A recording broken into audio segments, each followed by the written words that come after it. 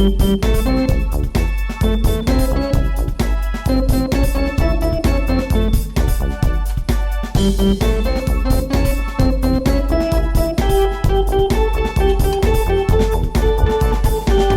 would seem as though.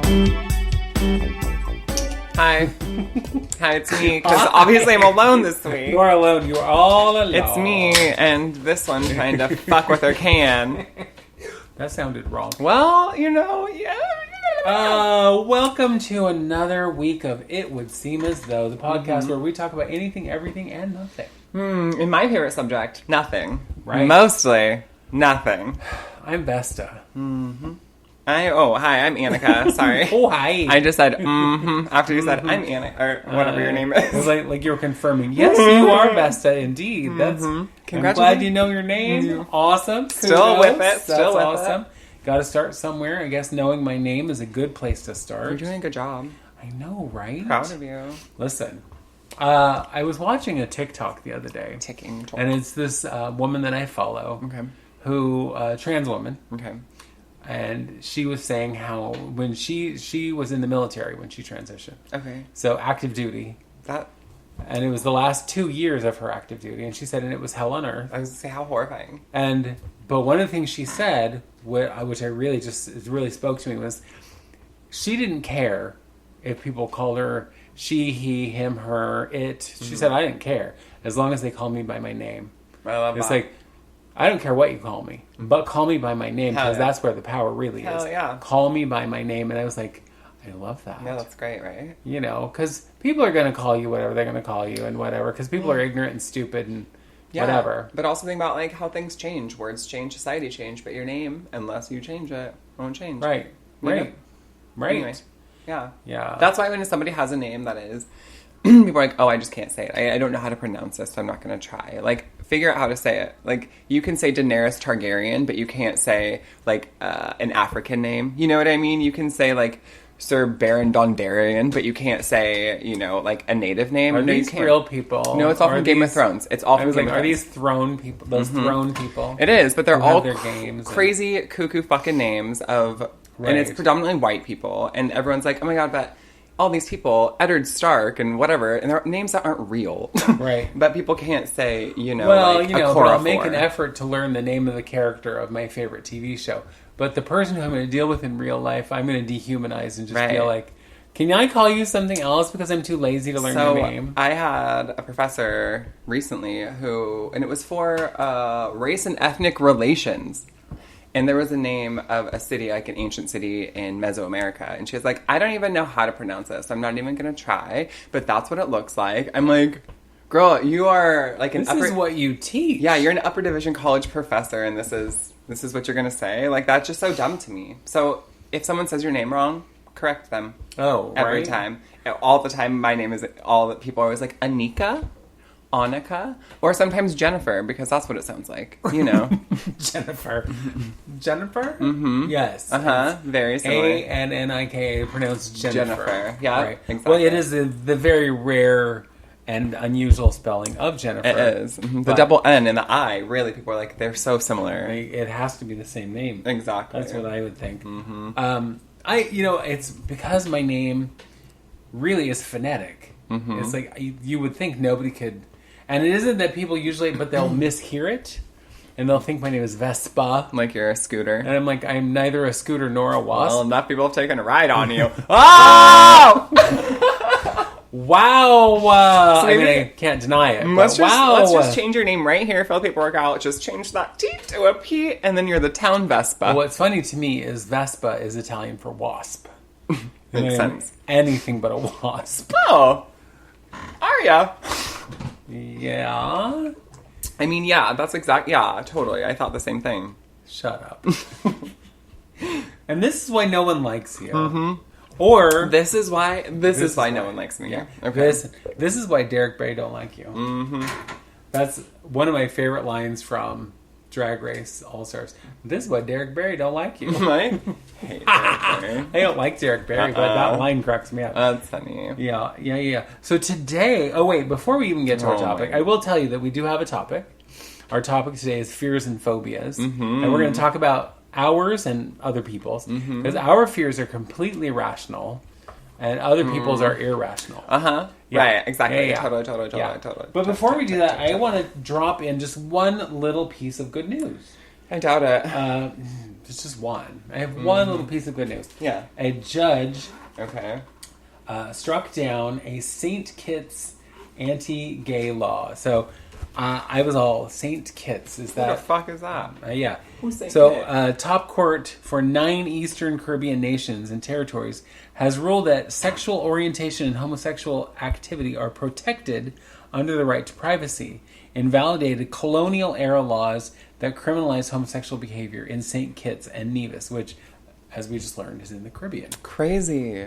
Anti-sodomy laws were challenged in court by St. Kitts and Nevis Alliance for Equality, which the acronym for it's SCNAEF. SCNAEF. And Jamal Jeffers, a gay man, in January of last year, according to a Loop in Caribbean, they arrested this man because he was gay, and they were going with this law that was literally colonial era law and still on the books. Sounds like America. Yeah, it's like, it's still there, so I guess we can use it. And the decision was that a person's sexuality should never be the basis for any discrimination. Yeah. So, kudos, judge in the Caribbean. Okay, I want to bring something up really quick. It's a little... I'm piggybacking off of you right now. The whole idea of, like, sodomy laws are fucking weird to me to begin with, because you're just assuming what people are doing behind closed doors. And it's just another way for the state and the people at large to, be nosy and weird. To me, it's just, like, very similar to them needing to, like, check out children to make sure they have the correct genitalia to play a sport. Like, you're giving that much of a fuck about what people are doing in their own bedroom with who they want to do, and it's consenting. That's your concern. Maybe it's because it is consenting, because all these fucking old-ass conservatives love children, so maybe that's their issue with it. It's between two consenting queers, and that can't happen. Right. That shouldn't exist. So, I think it was yesterday you sent me a TikTok. No. Which I know is hard to believe. I don't do send that. me a TikTok. But it was... Why do Christian people find it's so easy to fall into these conspiracy theories or whatever? And it's because they were raised up being taught that you should never question, that you just believe blindly. The term the man used was you were groomed. You were groomed, right, exactly. Groomed to just accept what people said as the truth. Yeah. It's like... Oh, that makes so much sense. And the original video of the girl being like, "Do you know why we fall into all these conspiracy theories?" In the rest of the video says something along the lines of like, "Because we were taught to identify the enemy that no one else thinks is there." And I'm like, so that's like a mental condition. That's paranoia, you should probably at the minimum, girl. And like, I feel like I'm a paranoid person, but watching that, I was like, oh, I'm great. I am mentally healthy. Right. I am. Oh, okay, girl, she's on top of it. Okay, but I was like, what? So what you're doing is identifying enemies that no one else sees are there. So what does that mean? Either they're not an enemy or you're crazy. Yeah, you're cuckoo crazy. Yeah, exactly. Yeah. Well, there's a lot of that going around. So that's not surprising at all to me that you're someone out there is cuckoo crazy. Weird, right? Right. Very weird. Yeah. Yeah. So, listen. So, our topic today, we're going to talk about fears and phobias. And what's funny to me is, as a young person, as a child specifically, and up really into my early adulthood, as I've said to you before, I was afraid of everything. I mean, and I'm pretty certain there were very few things I was not afraid of. I was terrified of heights, which I think is pretty normal. Yeah. Terror of snakes, spiders, insects in general. Creepy crawlies. Right. The oogies and the boogies. Yeah. Well, the dark. And of course, the dark for me was what could possibly be in the dark. Right, it's not just, the lights are out, I'm afraid because it's dark. No. It's what comes out in the dark. And when you grow up watching scary movies, even the scary movies of my time, which are not even scary at all anymore. They're like, you watch those and you're like, what is? This is not scary what at all. Right, exactly. But as a child, one of those movies made me develop probably my biggest and longest lasting fear, which is when I watched the movie The Birds. Yeah. I'm still terrified of I know. birds. I mean, if there's birds in my yard, I'm not freaking out. Right. You know, like some people we might know who are afraid of everything and make a big deal of it. And I see birds, I'm like, okay, but you're outside, so you're good. Yeah. It's when I'm like at the beach and all of a sudden I'm surrounded by seagulls. Yeah. I'm pretty much pissing myself. Well, and it's so funny because I'm not a huge fan of birds either. You know, they're not one of my favorite animals, and I love animals. But I do wish that we just played that little that conversation. No, we did play a game recently, and it asked like, "Would you rather?" Oh, the would you rather game, right? yes. And one of it was like, "Would you rather?" Be like surrounded by birds or something else. I can't remember. But I was like, no, I'd much rather be surrounded by birds because I think the other thing was in water, and I'm out. But surrounded by birds, bitch, my greatest hope in life is that someday I learn how to like walk through the fucking air and just come out as birds. Bird. You know what I mean? Or like a flock of birds comes and then I'm out of it. You know what I mean? Like magic, witchcraft, and wizardry. The fear of birds is ornithophobia. Ornithophobia. Cute. Which it's my first child's name. I watched the movie The Birds. Alfred Hitchcock's The Birds. Classic Tippi Hedren. He was horrible. Alfred Hitchcock? Yeah. But we're not talking about that. He was a horrible human. Yeah. It's the truth, but, you know, whatever. Yeah. What's funny to me, so I want y'all to imagine, for those of you who are nowhere near my age, that it wasn't as easy then as it is now to, like, kind of monitor what your children see, because now, of course, everything you have has you have ratings. remote controls. You can do whatever. You could just pause the movie. You could do whatever. Back in my day, I mean, so when my mother let us watch it, she had seen it before, and she's like, "Well, there's a couple scenes I don't want you to see." And so she was standing by the tele and walked up to the TV, and there was this knob that you could turn to make the TV screen go black. Interesting. You could still hear it. Oh, how horrifying! But she turned the screen all the way to black because she said the visual. Which, of course, when I watched the movie in its entirety later as an adult, I was all, because there's this one scene where the mother of the man, who's the other main character, she goes out to visit one of her farmer friends, you know, and he doesn't answer his door, but she's a little concerned because, like, his windows are broken, and she goes in, and he's in bed, completely decimated by birds. So he's just a pecked out bloody mess. And that was one of the scenes. You know what? It didn't matter that she blacked that scene out. I was terrified. Now, one of the funny things, I mean, just tie that to like the screen is black and all you hear are these ungodly hellish noises. That's horrifying. That's tying darkness to birds, bitch. I don't like it. You know, the crowing. The crowing. But one of the funny stories, so one of the girls who was in the movie and who was, I think, like 5, 6 when she did the movie, actress named, oh God, what is her name? I just lost her name. Morgan Brittany. Big star of the 80s. Yeah. Most people now won't know who she is, but she was in like the big TV soap opera, the nighttime soap opera, Dallas, Dynasty, those kind of things. Anyway, she was 5 when she did The Birds, and or around there, 5, 6. There's a scene where all the children from the school are running, and they're trying to get away from the birds. Well, she says to Alfred Hitchcock, she said, "Mr. Hitchcock, I'm afraid. I'm really afraid that one of the birds is actually going to hurt me." Yeah. Because they did use live birds. Yeah. I mean, some of the birds are animated, but a lot of the birds are live, and some of the birds were like stuffed birds they threw at them. I love that. His response to her was, "Well, that's okay, dear. We're almost done with filming your part." Not like, they won't hurt you, honey. They're trained birds. It was like, well, we're almost done with you. No, girl, stay afraid. If they kill you, we'll get it on camera. It'll be the best, most realistic thing ever. You know what, sweet angel? Just stay afraid. It's good. In this economy, fear is good. Stay afraid. Yeah. We need it. Yeah. I have to say. I know that in this economy is our new favorite phrase in this household and this family. I must say, I said it to my friend the other day in a completely inappropriate manner. So, my friends Jody and Rose came to see me the other day. That was fun. At the salon. And I'm going to just say, it was very, very touching to me that Rose allowed me to be the one to shave her head. Because her hair is falling out because of chemo. She's fine. She's going to be fine. Yeah. But this is part of Sure. the treatment. It's an emotional But part. it is such an intimate thing. Yeah. You know, and it is such a vulnerable thing.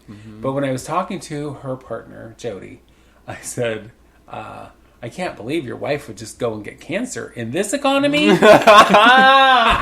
Oh my God, I love that. Because as we have mentioned before, if we love you, we're going to talk shit to Ooh, you. gentle bullying is our love because that's what language. we do. And Yeah. I love them both. They're Well, wonderful people. And let me tell you, Rose said some things to me that I'm like, girl, let's hang out every day. Because she said, you just need a platform. You need a public platform, Annika, to speak. And I said, that's nerve-wracking, but thanks. And then she told me, you know what? You should start a college. I'm like, okay. Like, girl, you think I can do it all? And watch me. Now I'm going to go fucking start a college. You're all ready. I'm about to educate the next generation on what? Who knows? Things that I know. So that's fun. No, they're not that really is- You know, when I practical. was getting ready to change jobs before I bought my salon, I was talking to your Uncle James, and he said, I have the perfect idea for you. I have the perfect Love it. job for I'm you. already ready. And I was like, okay. And he goes, buy a kiosk at the mall. Nope, already hate it. And he said, but all you're selling is your opinions. Oh. It was like, I just call it Ask Me. Mm-hmm. You can ask me anything. Mm-hmm. How does this outfit look? Well, Do you want my opinion? okay. What is this the right man for me? No, ma'am. No, girl. Uh-uh. You need to pick yourself a new one because this Yeah. one's trash. Right, I love that. You know, whatever. I was like, that. I'm all about it, man. I thought I did not obviously do it. I do think there would be money to be made in that. Sure, I think so, but not in a mall. Who goes to a mall anymore? Well, now, but that was 16 years ago Yeah. when malls were still popping. When it was like pippity poppin'. I know, I get that. Yeah. I mean, I've worked in a mall. I was just talking to one of my friends about the mall. We met, we worked at Clackamas Town Center, and I worked at Clinique, but I was like, can you believe, like, we worked in a mall for so long? Like, that was crazy. And just so, at some point, if you work in a mall, you get to know kind of everybody who Yeah. works there. It is interesting. It is, like, mutual suffering, so you're all like, camaraderie. We're getting through it. Well, I miss know that when I Hellscape. worked at Clackamas Town Center, wait, was it when I worked at Lloyd Center or Clackamas Town Center? One of the two.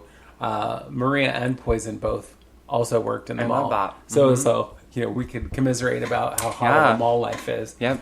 Yeah. I worked in every mall in this area, including... Did you? Yeah, because I worked Lloyd Center, I worked Clackamas, I worked Washington Square, I worked the Tannisbourne stupid little street mall. Oh, yeah. Whatever it's called. I don't. You know what I'm talking about, though. Yeah. It's called but Tannisbourne Mall. It's called stupid Tannisbourne Street Mall. Stupid. It's called Stupid White People Mall. Honestly, I was... Well, and it's funny because I was there and I worked at H&M and every single effing person came in wearing athleisure. So, like, athletic wear, right? But they're hanging out in it. And they came in with, like, a dozen children. And I'm like, you did not just come from anywhere that you were doing anything active other than wrangling children, But people just wear... That's pretty active. But people just wearing athleisure all the time.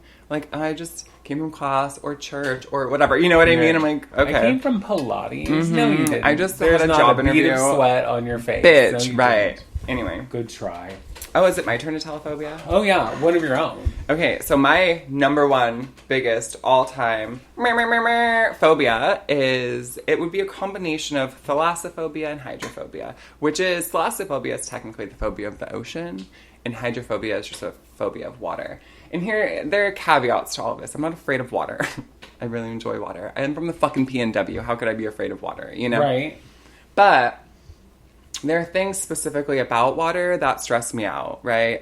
First of all, I can't breathe there. You know what I mean? First. Fair. So it could kill me at the drop of a hat. The pressure could kill you. The deepness could kill you. Water can just kill you. Not even that, though. Those aren't even my fears. It's just, it's a lot of, like, visualizing, right? So if you're in the water, and it's deep water, so that's what it is. Deep water and what's in it. And because my issue is people... Well, thalassophobia is ocean/deep water fear. So that's straight up, because people who are, those, you've seen videos or pictures, people treading water and, like, take a picture straight down. Nope, that instantly makes my palms start sweating. Or people underwater who take a pic, or you see straight up and you can just see the surface and, like, the light, but you're underwater. Nope. Right. When you see, like, animals in the distance, and it's murky, not because the water's dirty, but because it's water, right? And you see them, they're small and kind of blurry, and then they could be fucking, sperm whale, the size of, 35 million buildings or something. No, ma'am. And there's we don't know enough about the ocean for me to feel comfortable enough being in it. Well, and I think that is fair, because every time they come up with some new, look what we've discovered that we didn't know existed, it's always in the ocean. Yep. Oh my God, look at this fish that we found we thought was extinct for, 1,000 years. Girl, no. Look at this. It's always some, like, oh my God, look at this 80-foot long octopus. No, I can't. I won't do it. I'm sorry, but that's, if you stood it up, that's the size of an 8-story tall building. No, ma'am. And even the part where like, oh, okay, you're at these reefs and looking at it, in this moment it's beautiful. But the moment I need to leave and go back up, I know that as I'm starting going back up, something's going to get me, right? Like, sure. It's that moment, it happens in movies. That creature from the Black Lagoon moment where it grabs her ankle. Exactly. But it's always the movies where they're going to make it, they're sprinting away from the killer or whatever, and then they fall down and die or whatever. So that's my fear of the ocean. Well, then I recommend you don't swim in high heels, because it's always the high heels that get you in the scary movie. Yeah. Well, run, you fall. I would usually have to be just in a bra and like underwear and high heels, because that's how women usually die. And you constantly look behind you instead of just scream, looking for and the flail your arms. But it's funny too, because it's not even just the ocean for me. It could be a man-made pool, like how they teach deep sea divers.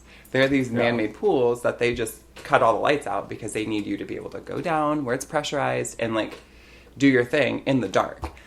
And I want you to know that seeing these pools, honestly, makes me want to die, Yeah, I understand that. Ooh, and I'm sweating just talking about it. All right, well then that seems like a good place to take a break. Yeah, right. Bye. I'm gonna go breathe.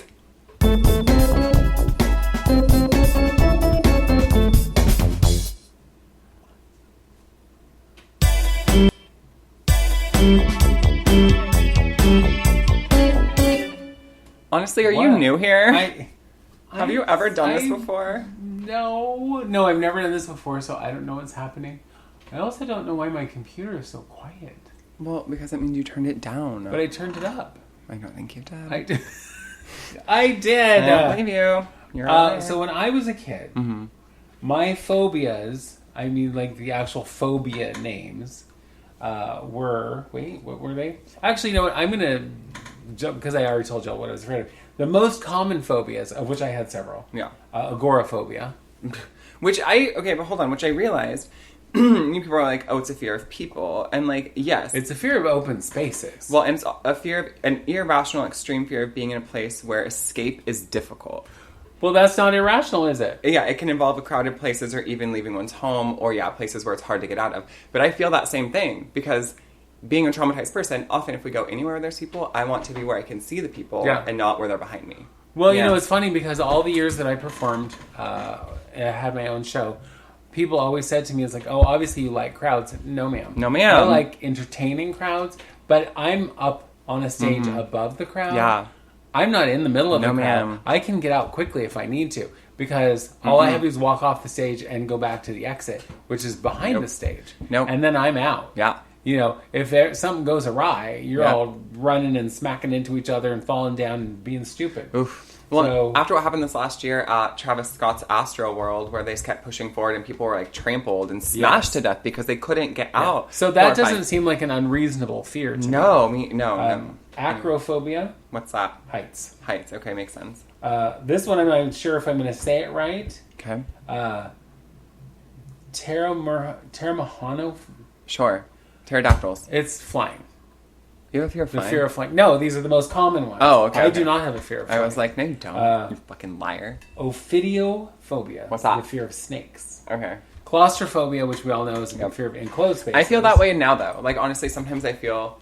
in moments I can have a little bit of claustrophobia, but I'm not usually a claustrophobic person. I'm the person who wants to be, like, tied down by blankets and want all the pressure on me. So I'm not usually like, get this off me. I'm like, yeah, I'm fine. You can put me in the tiniest room as long as I have somewhere to sit down and I'm yeah, right. I don't care. Cynophobia, dogs. Fear of dogs. And so I've also learned something else about phobias, is that there are three major types, right? So one is like an agoraphobic. So there's many phobias that fall under that. But there's also social phobias or specific phobias. And like dogs is more of a specific phobia. Yes. Because it usually happens with an experience that has traumatized you, like a dog bite or... Which happened to me as a child, and so I was terrified of dogs for a long time. Which is so interesting. Dog bit me on the ass. Well, I remember as a kid, I never imagined you owning a dog. And then it was even weird to me when you and T got together and then you got dogs, and I was like, what? Like, just because they didn't... Yeah. I know that you weren't, like, a hateful bitch towards dogs, but I didn't imagine. I like that you did specify that it wasn't a hateful bitch towards dogs. Right, because... Not that I'm not a hateful bitch. Girl, we all know. Just not a hateful bitch towards We've dogs. all met you. I know. Well, I appreciate that.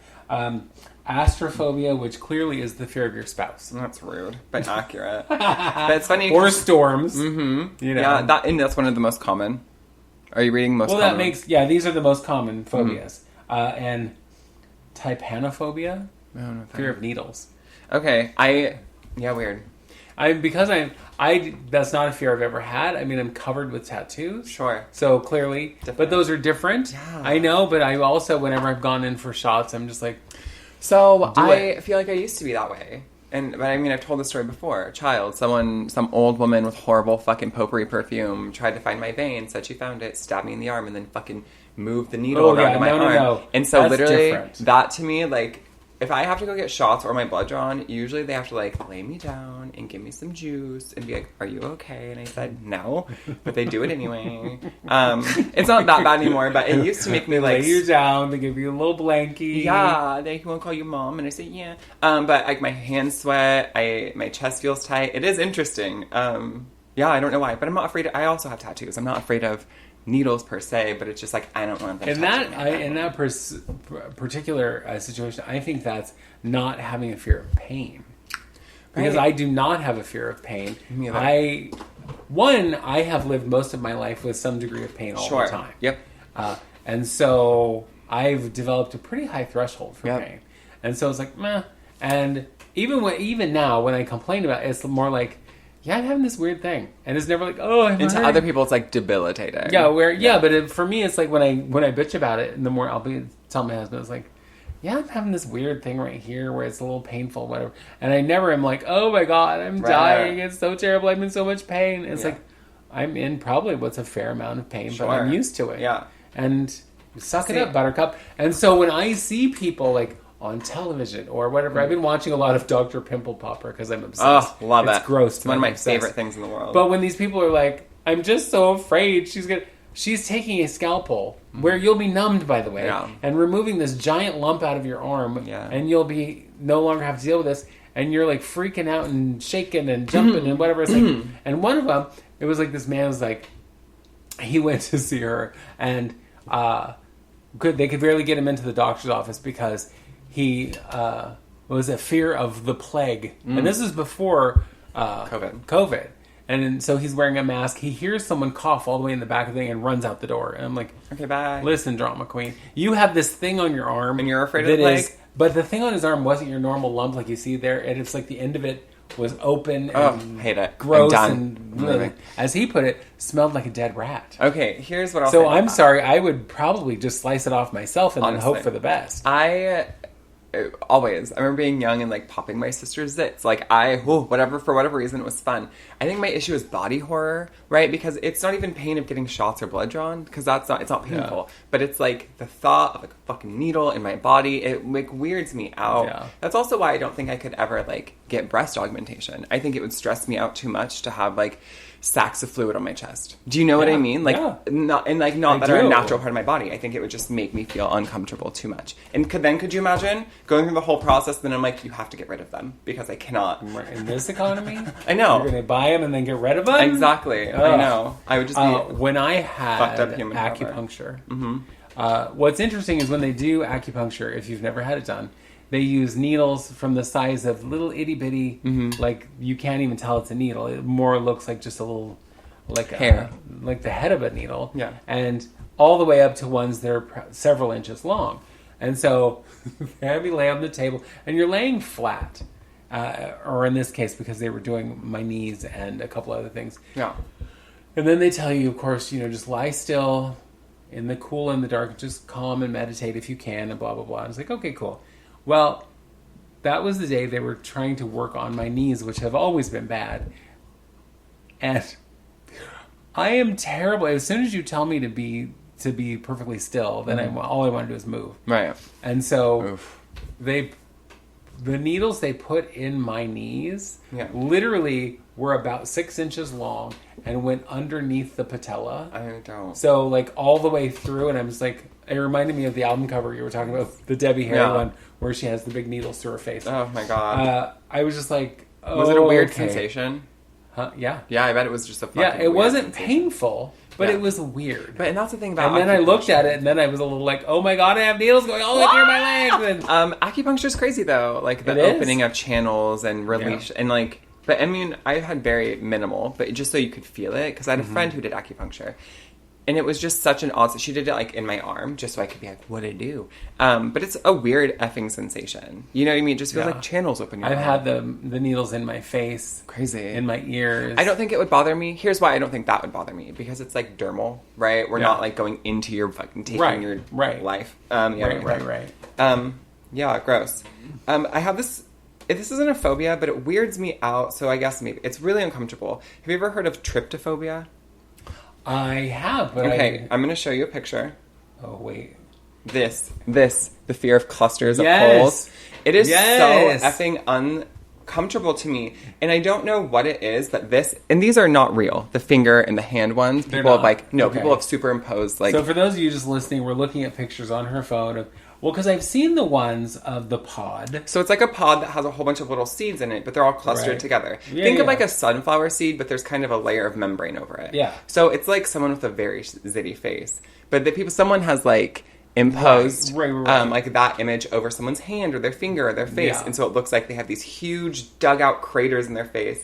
But tryptophobia, you should just look it up. It's but have you seen the people, and they're usually in like some third world country where maybe sanitation is not the best or whatever, and they have like the holes in their face, and then you see like little worms and shit popping out of them. No, is this real? Yes, it's real. I saw it on one of the white lady things that I was watching, and I was colonizer nonsense that you're saying. No, it's real. Because there was this guy. One of the ones I saw. One of the ones I saw was this man who. He was going to be treated somewhere. And because it was a show where it's like all these people who could not get treatment because where they lived, there was maybe not a doctor who was an expert in that. Or they couldn't afford it or whatever. Or like to get treatment, they had to travel quite a ways and couldn't afford that. Okay, yeah. But this particular guy, his face was full of worms that kept like popping in and out of his skin. And I'm just like, death. I would literally die. Here's a fun fact that I mean, you already know it. Be catching them and pulling. I would rather die. As a young child, I got scabies where bugs lived in my fucking skin. So it's a horrifying. And I'm like such a picker. Like I want to pick things, but also the thought of again, I don't like foreign things in my body, and so now there's like okay, bitch. There are bugs living in my dermis, like Ugh. Like so horrifying. No, I think it's worse. Did they pay rent? No, girl. And it's worse to me now in like retrospect to think like that there were just bugs living in my body. As a kid, I was just like itchy and uncomfortable and confused. Well, yes, because the idea of bugs being on me, is horrifying. But the idea of bugs being in me, 1,000 times worse. Yeah, girl. And I don't care. And I know that people will say a lot of these times, when they're saying things like that, it's like, well, it's nothing you did. It's not that you're a dirty person. It's not. Who cares? I'm sorry, but if there's bugs inside me... There's bugs in you, bitch. Yeah. It's like... Who cares how I got it? Off my arm, there's bugs inside it. And also, if I got it wasn't my fault. I was a youth. Like, what could I have done about it? Nothing. Change where I lived? Oh, wait. I think in the last few years, especially, I have developed ergophobia, which is the fear of work. Actually, it's the disdain in my case. So that's the thing. I just don't want to go. I don't want to work. It's like I want to figure out some way to just be independently wealthy. Yeah. You know what? Here's the thing. This is what I'll say, and this is off topic. What? I know. Hashtag tangents or topics. I don't think... And more and more people are like, oh, well, no one wants to work. People don't like working. And I'm like, no, people don't like being exploited and manipulated. There's a difference. If people were able to, live and have food and housing and be happy and have leisure time, people would still want to go do things that were productive, right? Yes. People would still want to work, but it just wouldn't be for this minimal bullshit where you're basically an indentured servant for fucking ever.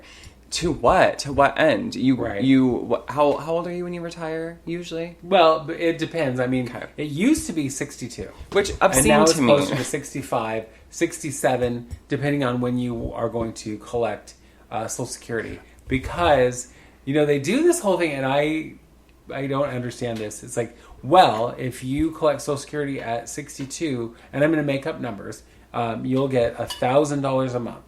But if you wait till you're 65, you'll get $1,200 a month. But if you wait till you're 67, and then it's more. But it's like, but you're also not collecting for those years in between. Mm-hmm. So if you average, it's the same amount of money. Mm. It's just for a lesser amount of time. Yeah, I don't. And so my thought is, start collecting Social Security the minute that you can. Mm-hmm. And with a lot of Social Security benefits, you can still work and get X amount of dollars. So I'm saying you start collecting the minute they say you can and work up to that dollar. Yep. That will not affect you. Because working less and still getting the same amount of money, I'm in. Yeah, girl. But I also, my stepfather, who I adore. God rest his soul. God rest his soul. He passed away in 2018, and he had literally retired 2 weeks prior. He retired from UPS, where he was, a long-haul truck driver, for decades. He retired from that, moved to Montana with my mom. They were building a house, whatever. He got sick, so from June 1st, and he died 3 weeks later. He died the day after Father's Day, and he had just retired. But my point is he worked really hard his whole life and was about work and worked constantly. And then what? To never enjoy what he worked for? That is the reason. And that's when people say, well, if you just worked harder, you could have a better life. No, if you work harder, it'll kill you fucking faster. That's all. That's it. And so people need to get, again, here's radical Annika, take away the economy, bitch, take away that money, and guess what? There'll be a happier world. Right. What do I know? Nothing. Literally nothing. Literally nothing, because as you mentioned the other day, you had already let all of the thoughts out of your head from all the things you had learned. So they're piled up somewhere in your house. Yeah, well, school Little started piles again. Of sand. Oh, yeah. Right. So I'm back in, relearning stuff. Okay. So, but yeah, that pile of sand from last semester, it's sitting there. Okay. My cat likes to use that as a litter box. So, one of the other fears that you and I both share that I want to talk about is funny to me because I've never known anybody else other than you. Okay. And you share this is megalophobia. Ooh! Which I wrote that down too. Yeah, megalophobia is the fear of statue, but not just little. I mean, if you're a little statue, it's fine. But really huge statues and huge man-made objects.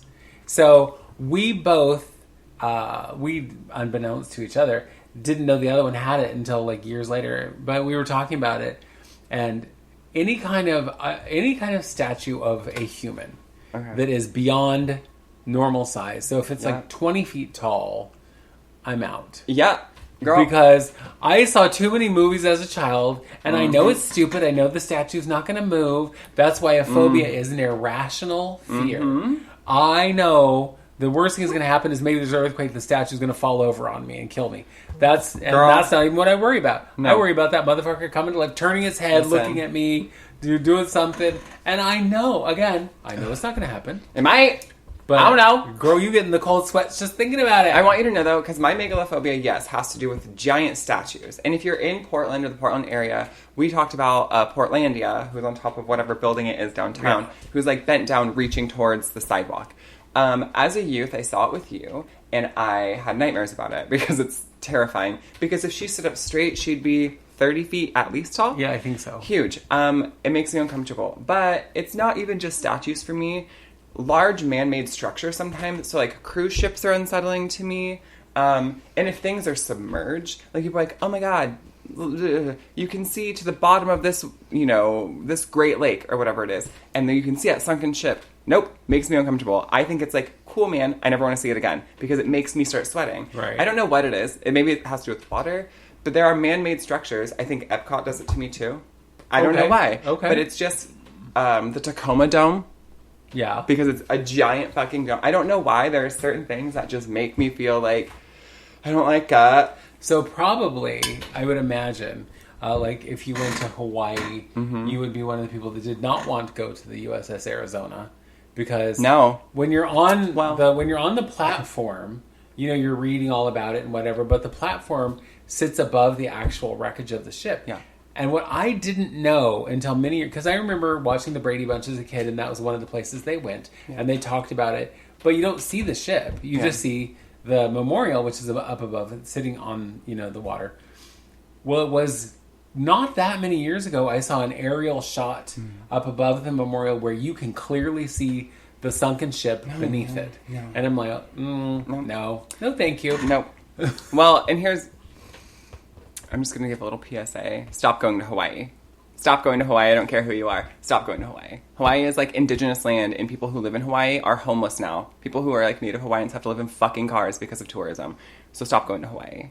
The only way I'd ever go to Hawaii is if my Hanai family invited me to Hawaii. That is it. I'm not going there for vacation. I'm not going there to... No.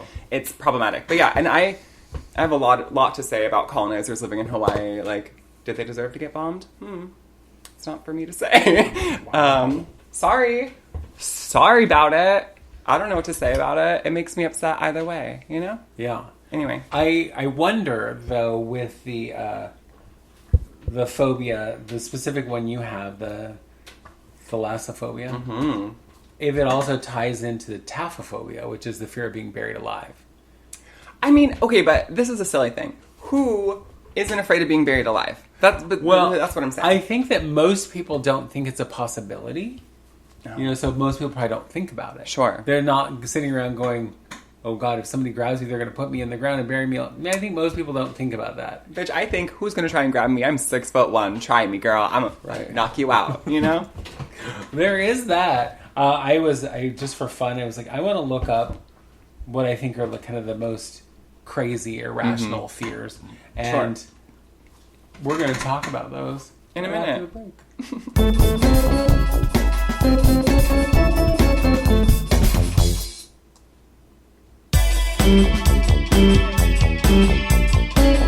Well, and I want to say before you get there, is we talked about this a little bit before, is that sometimes people use like their fears and their phobias a lot like they use being triggered, right?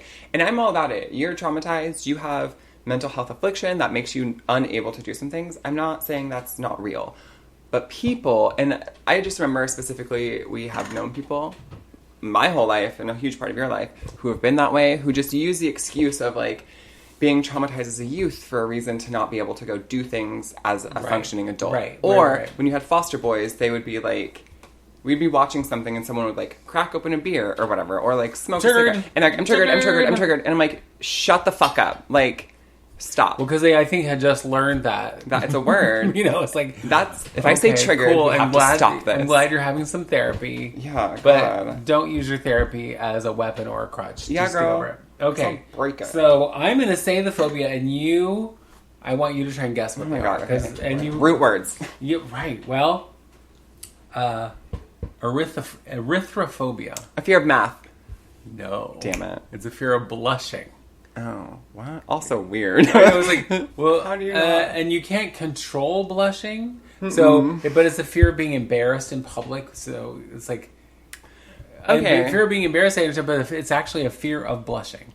That's interesting, because there's different ones that probably go with that, like fear of public speaking and a fear of being ridiculed. Yes. So I bet that makes sense. But fear of blushing, that's weird. Isoptrophobia. It's something that neither you or I have ever had. I don't know. It's a fear of mirrors. Oh, girl. And specifically, it's a fear of seeing your own image in the mirror because you have some like body dysmorphia or something else. No. And so every time you look in the mirror, you have some, look, issues. Having body dysmorphia is why I look in the fucking mirror. Do you understand? Like, gotta make sure it's all good. still right. It's all good. It's all good. I have this. This is more of a spiritual thing. Don't enjoy mirrors facing my bed. I don't enjoy mirrors facing each other and creating like that. Oh, right. In perpetuity. Yeah, I don't enjoy that. It stresses me out. Okay. It opens a portal, is what some people say. Frigophobia. Frigo? Fire? I don't know. Cold.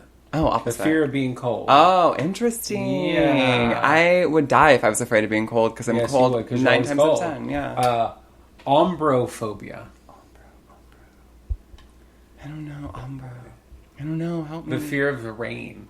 Also, so you cannot have that and live in the Northwest. No, I love it. Because you would die. Mm-hmm. Like, you would be afraid all the fucking time. Hell yeah. Oh my god. Now, I don't actually have this, but I understand it. Numerophobia. Fear of numbers. Fear of numbers. And it's described more as kind of the fear of having to do math. Which I get. Because cute, math, but it's so cute to me. That's like a phobia. You want me to add this up? No, I cannot. I can't. I'm scared. Phonophobia. Sounds? Sound. Cool. The fear of abnormal or unwanted sound. But it's specifically, when I went into the definition of it, it was talking about how, like, just someone closing a door and you're like, ah! Oh, okay. Or somebody talking too loudly and it startles you. What's made me laugh about that is there's somebody at T's work who everything startles her, and instead of just being like, oh, eat, she screams every time. And she works at a goddamn funeral home. Maybe she should stop screaming. Well, maybe because it's so quiet there, you're like, boo, ah! Yeah. Oh god. You closed the door too loud. It's funny because that sounds. As a youth, I had this. It wasn't a phobia, but I was like repulsed by a lot of scents. So that's like osmosophobia. And the reason being is because I grew up in the country. That's one of the reasons. One, I grew up in like when I didn't live with Grammy, I grew up in a hovel where clothes weren't washed. We were like dirty children. Yeah. So like, one, you don't smell great and everyone knows you're poor and dirty. But secondly, living with Grandma, she would feed every animal in the world. Yeah. So skunks would come and skunk sprayed. And let me tell you, that was a genuine like core memory for me being traumatized. Going to school and my shoes smelled like skunk. Yes. And everyone being like, what is that? Who is that? And going to the office and being like, I'm sick. I have to go home like right now. And they were like, okay, bye. I mean, I did that often because I was always sick of everyone's bullshit. But yeah, I used to remember... What is your sickness today? I'm sick of you. Yeah, bitch. Bitch, I'm sick of you. My deodorant, my body wash, my like body spray, my everything, and my hair gel all had like a scent in it. So I was like layering scents so I could never smell like anything other than that makes sense. Delightful. Yeah. All right, so... what else? Myrmecophobia? Myrmeco? Ants. Oh, okay. And it isn't, of course, just like, oh, there's an ant. It's like the swarming of ants. Sure. Which, I get that. Yeah. I mean, I'm not going to live in fear of it. I don't like it. No. But I remember one day here in this house, your grandmother had just come up and was like, you need to do something about these ants. Oh, do I? And that's never a way to start a conversation with me. But whatever. And I was like, what ants? And she was like, I told you there's... carpenter ants in the basement. Well, this is news to me, but okay. Yeah. I swear to God, moments later, I'm looking over there by the front door, and this trail of carpenter ants are huge. Yeah, they big. Are like trailing out of the closet, and I open the closet door, and there's a hole in the wall where they're just trailing out, and I was like, oh dear God. And so... because I am me, one, I sprayed some shit over there. I burned the house down. Yeah. But I took some caulking and sealed up the holes so they couldn't get out and called the exterminator. Moments later, I'm like, nope. Not today. Not today, you little bitch. Not today, bitch. Not today. Now, I think we both have this one. Ephibophobia. Okay. The fear of teenagers. Ugh. Here's the thing. Actually, it's the disdain of teenagers. Girl. It's not a fear. I used to say things like, people would be like, there's that common thing of like white women like clutching their purses or holding their children tighter when people of color come around them. For me, it was never that, bitch. It was like any group of teenagers I saw, and I'm like holding my things tighter, and I'm like covering myself and hiding in a brush until they walk by. Because teenagers are fucking psychotic. And mean. And so, no, I'll walk past anybody else. I don't give a fuck. But teenagers, no, girl. I gotta go, girl. Well, in a group of them, like a group of kind of anything, can be frightening. But a group of teenagers, you're right, because they also haven't developed... critical thinking the skills, cause and effect kind of life. Well, and at that age, you're like, I almost said immortal. You're invincible, and you can do whatever you want. Or you think you can, anyway. And so, I ain't afraid to punch a 16-year-old bitch. Come at me. Aerophobia. Flying? Fresh air. You're afraid of fresh air. And one of the things, it said, if you have this, it's very possible you have rabies. Because if someone Okay. blows on you, I want you to know rabies. it will send you into spasms. Yes. Like if fresh air blows on your body, it will Okay. send you into spasms. And that's a way to know that you have rabies. So I'm going to tell you Because something. it's so common these days for folks to have rabies. I watched a video not that long ago, and it's horrifying. Someone with rabies? With someone with rabies, and it wasn't in the United States, it was elsewhere. I can't tell you where because I don't know. But this man was like sweating and his eyes were wide and he was like panicking, and anytime someone would like fan him, he would start to like be revulsed and like fall backwards and be horrified of it. And water, he would shove it away because rabies makes you hydrophobic and whatever that one, aerophobic.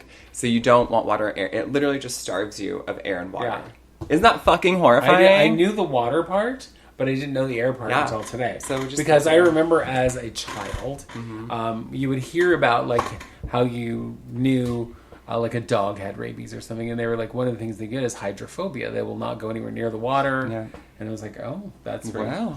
Old Okay. yeller, huh? Electrophobia. Electrophobia? Fear of electricity? What's a elector? Okay. It's fear of chickens.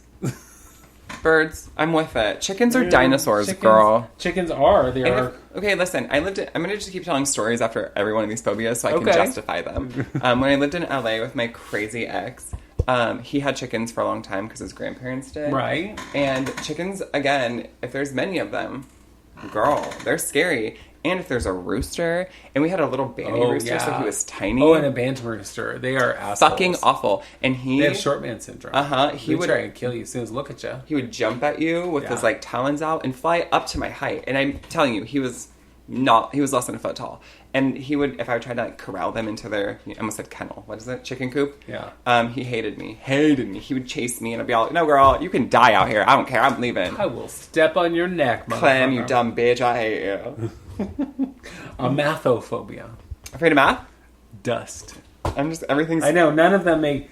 But the next one really is my favorite. And I'm going to try and say it, but it is like this long. Oh, I know what it is. Yep. It's hippotomastro-sesquidiliophobia, which is a fear of long words. Which is I so love that. stupid. It's like, so whoever made that up was like, I'm just going to fuck with you. Yeah, I guess what. So you're afraid of long words? You have Exactly. You have this word that is 85 letters long. Yeah. Too bad for you. So now when you go to the doctor, you have to tell them you have a fear of a word you can't even say because you're afraid of it.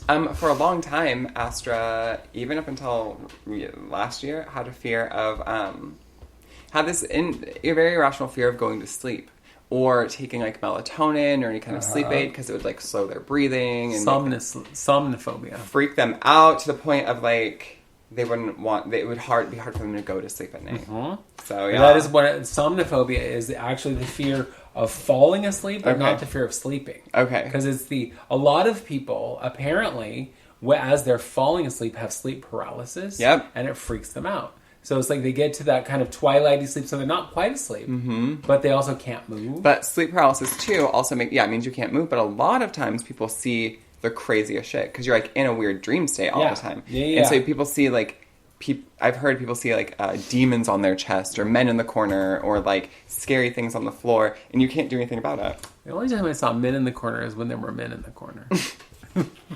And being a reformed whore, there was quite a few times there were men in the corner. There was a line of them, you know what I mean? Right, I mean, because they were standing at the ticket taker, the little number thing where like they have the Baskin Robbins.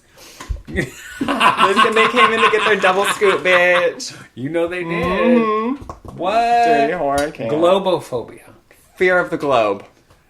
Well, that would be flat earthers, wouldn't it? Balloons. Fear of balloons. Okay.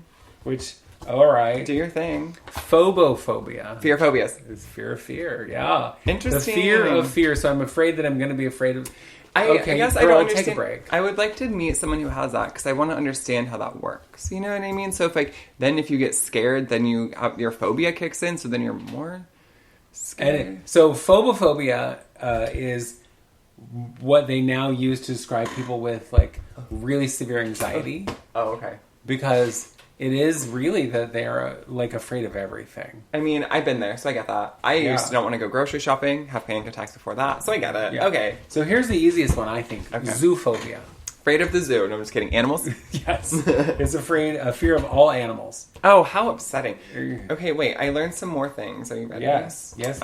So, because I told you that the types of fears are social, agoraphobic, or specific. But then most of the fears, and this is not like comprehensive by any means, but the major categories are fear of the natural environment, fears related to animals, fears related to medical treatments or issues, and fears related to specific situations. Again, like a dog bite or you're drowning or whatever. But I feel like a lot of mine are specific or nature. And here's the thing. Nature, I think, is one of my favorite things because it's, like, fair, you know? But also it's horrifying and strong and could destroy you more ways from Sunday, you know? So, yeah, it makes me a little uncomfy. But, you know. Yeah? As a kid, though, my phobias have jumped a lot since I was a child, because again, much like you, I was painfully shy, so I was afraid of quite literally everything. But the things that I really stick out to me, I was afraid of clowns, like genuinely afraid of clowns. I was afraid of bridges. I remember plugging my ears and closing my eyes and putting my hand between my legs. I remember that. People in general was a huge fear for me. I didn't like people in my space. I didn't like people near me because people were not kind usually. Being alone was a huge part. I still do not like being by myself. Often I want to be left alone. But I want to be able to walk out my door and be like, hey, you want to go do something? Or whatever. Yeah. That's one reason I like living in a dorm.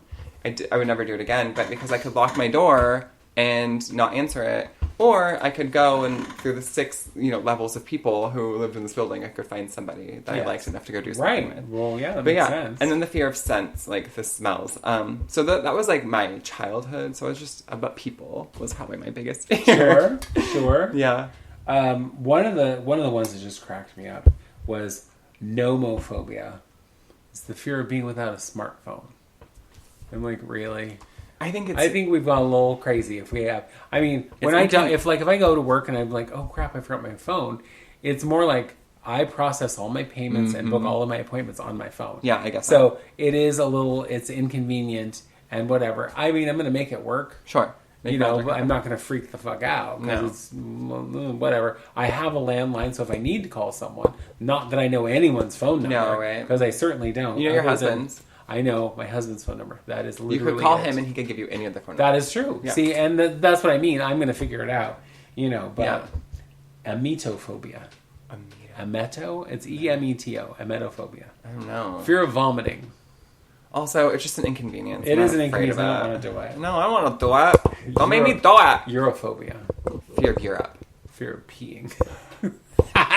Because mine... Well, it was kind of a twofold thing from what I read. It's the fear of that you're going to pee when you should not be peeing, like in your bed, in your pants, in public, whatever. But it's also the fear of peeing where people can hear you. It's like being pee shy. I get that, though. I do get that. Totally get that. Uh-huh. I mean, the older I get, I'm more like, girl, I gotta go pee. I don't care. But yeah, I get that. As a kid, though, it'd be all, talk, play music. Well, when I see movies or TV shows or something when men are standing at urinals and they're standing there chit-chatting and peeing, and it's like, how can you do that? How can you stand next to someone and just let it all go? I don't understand that. It's like, no.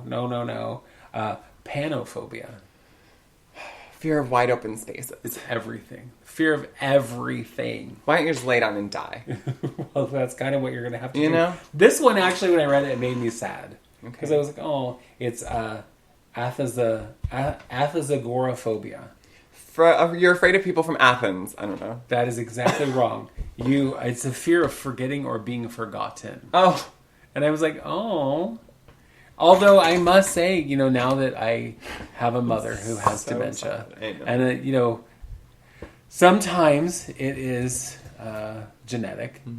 I do have the fear that will happen to me, and I've always had that fear that something, mentally, I would get to a point where it's like I don't know what I'm doing. I'm not really. I am trapped inside my own head, kind of feeling. I also feel like there is a real fear of people such as us who grew up and we were like different than everyone, of your families institutionalizing you, of your families and people being like, oh my god, so I didn't even think about that one because all my growing up years, whenever I saw a movie or something about somebody being institutionalized against their will, terrified. Yeah, that's so it just gave me the worst feeling, and I was like, that can happen. Yeah. Because Well, it used to happen. one of my favorite movies is, what's it called? Return to Oz. What do they do to Dorothy in the fucking beginning? Go and give her shock therapy, or attempt to. They try. They attempt to, right? But, like, that to me was so horrifying. So I think I've always had the fear But yes, of, like, they put her in an institution. yeah, of, like, me being like, I'm fine, I'm not crazy, and people being like, no, honey, you are. And no one believing you kind of ever again. That, to me, is unfucking settling. Here is a phobia that I think maybe it could be helpful for me to develop, and that's cybophobia, which is the fear of food. Oh, my God.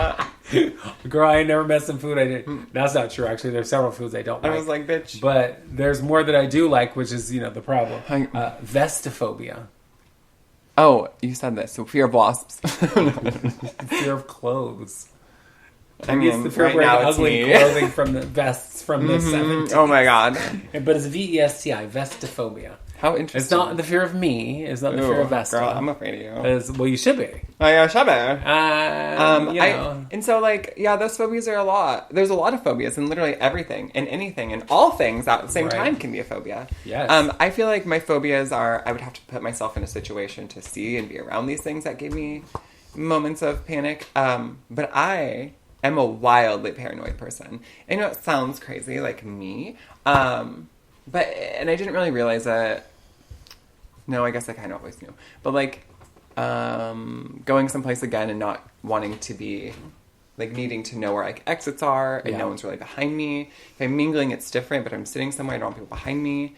And also, like, when I would be home by myself at night and I would have the dogs or let the dogs out, I was always unsettled, always. I felt like I can hear someone talking, or I felt like I could hear chattering, or hear, and no matter what. Right. And it's, like, obviously my own brain. But things like that, going on dates, going to meet people, going anywhere, instantly being, like, paranoid, instantly thinking, like, never expecting people to do the right thing and expecting the worst of everything, which isn't, like, a great way to live. But no, it was accurate. It's gotten better because therapy, but yeah, I'm still paranoid about a plethora of things. It's just not as severe as it was. But I mean, when I got divorced the first time, the only time. The first time. The first, the second, the 12th. You all know. of those times because you're Elizabeth Taylor. Excuse me. The only time I got divorced, my ex-husband was insane and would, like, show up to my house that I was by myself in, like, the middle of the night. He would, like, we both worked for the same company, so he would, like, send people to my store. He knew, like, my work schedule. It was, like, I was, like, followed by, like, him and his friends, and it was just, like, really, really unsettling. And so, like, that didn't help me being paranoid over a bunch of shit. So that really, it stems from that. And it took a long time after we separated and broke and divorced that I was, like, could be okay without hearing, like, someone setting their car alarm or a door slamming or someone knocking on my door without feeling like I was going to vomit, which is, like, upsetting. I felt like I was such a confident person, and to feel like this little short hobbit of a man could fucking try and ruin my life was, like, devastating to me. It was more upsetting that I felt that way, you know? Yes. Yeah. Anyway. I agreed. Well, and on that, it's very happy. It's the time. Now it's time to say goodbye. And now it's time. Don't sing it. We don't have the fuck out. Okay, there you go. I was like, we don't have the rights to this. We've got to fight for the right then. To party. And so that's going to bring us to the end of our rant on fears and phobias. Yeah. And, I hope y'all enjoyed it, and if you didn't, go fuck yourself. Too bad. Just kidding. Love ya. Well, but I mean, if you're talented enough to go fuck yourself, then whatever. Great, but some money. We hope you liked it, and we hope you'll come back next week and hear us in all of. And if you missed some of our podcasts, just go back and listen to them because they're all there. And as I told someone this week, you don't have to listen to them when they come out. You can listen to them whenever you like. Yeah. So just get yourself a podcasting app. Look for It Would Seem As Though. Yeah. Download every episode, and have yourself a party. Yeah, girl. I mean, really. Yeah, girl. Road trip, driving to work, doing nothing, doing the dishes. Listen to us talking. Road trip would be perfect. I know, right? Just hours of us. Yeah. Oh, what a dream! God, that is a dream. You're also welcome. And if you want to send us any communications, you want to send us love mail, hate mail, we don't care. Send it all. Send it to itwouldseemasThough@gmail.com because we do read all of our mail. We do. 2s and 3s that come at a time. So we just it's read more them all than up. some people get from their podcast. That is so true. That is so true. And listen, if I was trying to get rich from this, I'd be doing something completely different. You know what I mean? Right. Mm-hmm. But that would take more effort. Yeah. And less we're not clothing. going there. All right. Well, we will be back next week for another episode of Okay, love you, mean it. Bye. Get out. It would seem as though